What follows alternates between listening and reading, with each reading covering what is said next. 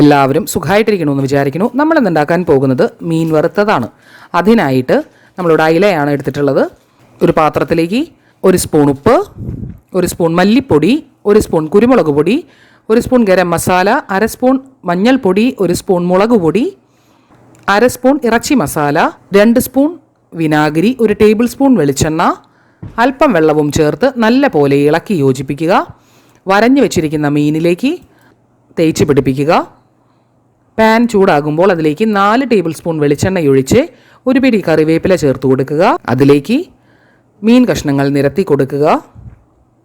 ഒരു ഭാഗം മുരിഞ്ഞു കഴിയുമ്പോൾ മറ്റേ ഭാഗത്തേക്ക് മറിച്ചിടുക.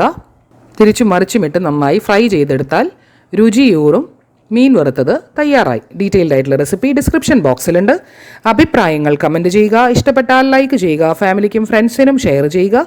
ചാനൽ സബ്സ്ക്രൈബ് ചെയ്യുക. മറ്റൊരു റെസിപ്പിയുമായി വീണ്ടും കാണുന്നത് വരെ good bye, good day, take care.